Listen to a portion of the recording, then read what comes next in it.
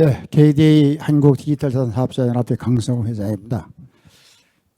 예, 오늘 전체적으로 블록체인과 그 가상자산 두 가지 주제를 가지고 발표한 내용도 거의 반반이더라고요.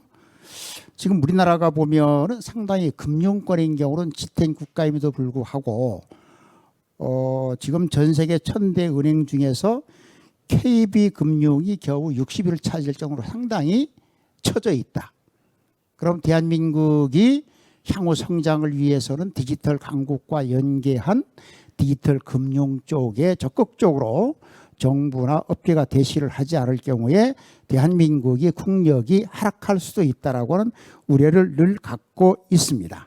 그럼 그 기반이 되는 것이 블록체인과 블록체인을 활용한 가상자산 STO죠.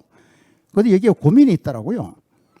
그래서 또 그 외국의 사례를 보면 내년 하반기부터 시행하고 있는 유럽연합 암호자산법에 보면 블록체인과 블록체인 기반의 암호자산인 경우는 어떤 경제적 가치가 있다고 보느냐면은 유럽연합의 경제 성장과 고용 창출에 상당한 가치가 있다라고 규정을 하고 있습니다. 그래서 유럽연합에서는 세계 최초의 암호자산법을 그 자그마치 300페이지에 해당되는 엄청난 조항의 법을 내년부터 시행하고 있다라고 그러는 거죠. 그런데 안타깝게도 우리나라 현실로 되돌아보면 현재 국회에 그 발의되어 있는 블록체인법은 5개 법안이 있습니다. 그런데 이게 과기정통위 과방위의 심사 법안 심사 소위에 가서 단 한 번도 심사를 하지 않아서 내년 4.10 총선이 끝나면서 21대 국회에서는 자동 폐기가 되게 될 정도로 대한민국 사회에서 특히 정치권에서는 블록체인이 완전히 지금 관심권이 멀어졌습니다. 그럼 대안을 내가 찾아봤어요. 보니까 과기정통부가 하고 있는 지능정보화법에 의한 지능정보화 종합계획에 아주 작은 꼭지로 블록체인이 들어가 있더라고요. 과거에는 아까 말씀드린 것처럼 블록체인의 단독법을 제정하려고 했었는데 지능정보화법에도 가서 보니까 블록체인은 단어가 없고 디지털 기술 중 하나라고 표현을 해서 지능정보화 종합계획 속에 포함될 뿐이다. 그러면 우리가 어떻게 됩니까? 아까도 이제 마지막 발표하신 분에 보면은 블록체인은 디지털 기술 중에 하나고 특히 그 세계경제포럼의 회장 같은 경우는 제2의 인터넷까지도 부르고 있기 때문에 이 금융당국하고 과기정통부하고 협업계가 적극적으로 공동협업을 통해서 과기정통부에서도 지능정보화 사회 종합계획에 의한 투자를 적극적으로 확대할 수 있도록 오늘 참여하고 있는 학계나 업계나 전문가들이 나설 필요가 있다는 부분이고요. 그리고 두 번째 부분입니다. STO인데 STO는 금융당국이 여러분 아시는 것처럼 내년 하반기부터 시행을 하겠다고 지금 단계를 밟고 있죠. 하지만 금융당국이 갖고 있는 스탠스는 상당히 보수적이고 한계적이다라고 그러는 거예요. 왜?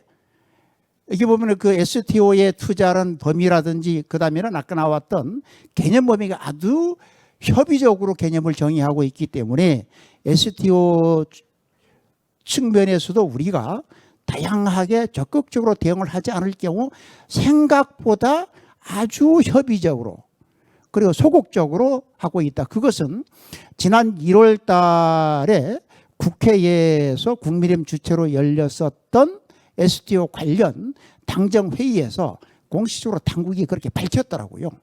이 부분을 우리가 고민할 필요가 있다는 것이고요. 그 다음 세 번째 부분은 우리 그 KDA에서 하다 안 되니까 금융당국에다 그걸 질의했습니다. 자본시장법에 의한 금융투자 상품을 구성하는 핵심 요건인 금전 등의 가상자산이 포함되느냐 포함되지 않느냐. 그런데 자본시장법 제3조 일항에 의한 금융투자 상품을 구성하는 금전 등인 경우는 대법법이나 다른 법과 달라서 전통적인 금전 등 플러스 그 밖에 재산적 가치가 있는 것까지 포괄적으로 포함되어 있습니다. 그래서 그 KD에서는 그 12월 18일까지 금융당국이 답변을 하도록 현재 그 중간 회신이 왔는데, 만약의 경우에 금융당국의 답변이 좀 부족하다고 판단되면 아예 그 상급기관인 법제처까지 재질의를 해서 가상자산이 자본시장법에 의한 금융투자 상품의 금전 등에 해당하는지 여부를 먼저 이것부터 정리가 되어야 그 다음 문제가 해결되겠다.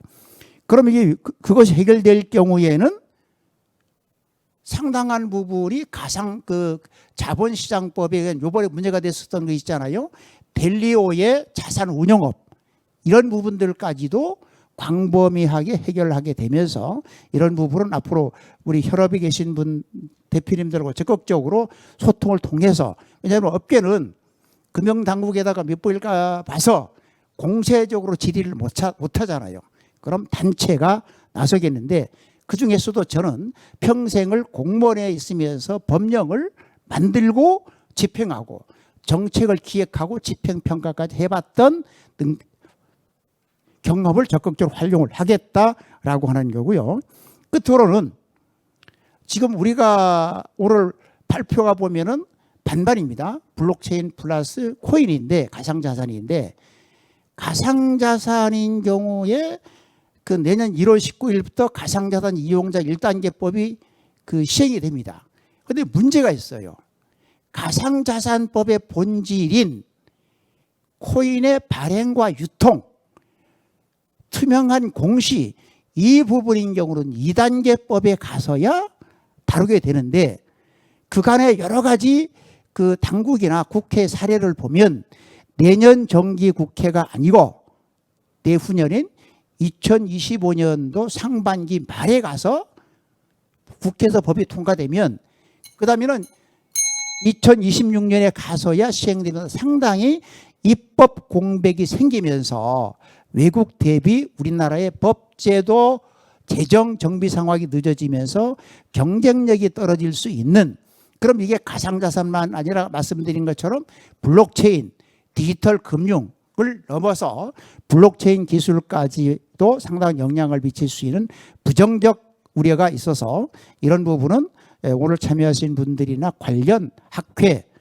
우리 특히 김기용 회장님 같은 분들 업계와 공동으로 대응을 하면서 나름 상당한 성과를 얻어서 대한민국이 디지털 금융의 강국으로 성장할 수 있도록 일정한 부분 역할을 수행하겠다는 말씀을 드립니다. 이상입니다. 감사합니다.